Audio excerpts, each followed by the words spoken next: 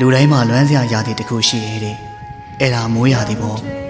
မိုးလေးအုံလာတာနဲ့အလွမ်းနေပြင်းနေနေတဲ့ရင်ဘတ်တစ်ခုလုံးမှာမျက်ရည်တွေကစီးကျလာတော့တာပဲလေမိုးရာသီကိုချင်းအလွမ်းတန်အောင်ခံနိုင်ရမှာပေါ့တဲ့မိုးရာသီနဲ့အလွမ်းခံနေတွေ့တော့ခံနိုင်ရခက်ရဲပါပဲဗျာမရောပါနဲ့ပြောတဲ့မိုးဟာရွာတယ်ပြန်လာပါလို့ပြောတဲ့သူကတော့ပြန်ရောက်မလာဘူးလေမိုးဖွဲလေးတွေကြာနေတော့ပြစ်ပြစ်ခါခါစွန့်ပြေးသွားတယ်မင်းကိုနောင်တန်နေရာထိတောင်လွမ်းလိုက်ချင်ပါလေ။အော်မိုးရေမင်းတော်ငုံနေပြီဆိုမှတော့ငါးဝက်တွေကိုမင်းလည်းမြင်ရောပေါ့။ငယ်တော့မိုးရွာရင်မိုးရေချိုးမယ်လေ။အခုတော့မိုးရွာရင်မင်းကိုလွမ်းမယ်ဖြစ်နေပြီလေ။မိုးဆက်တရားမင်းကိုနာကျင်စေခဲ့တာမလို့တခါတလေတော့လေကိုမုန်းမိပါတယ်။ဒါပေမဲ့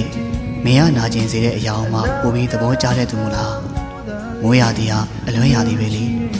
လွမ်းစရာတွေရှိမနေလေကို့မှာမင်းကိုရှာချင်လွမ်းရတယ်မိုးပူတဲလာနေလေ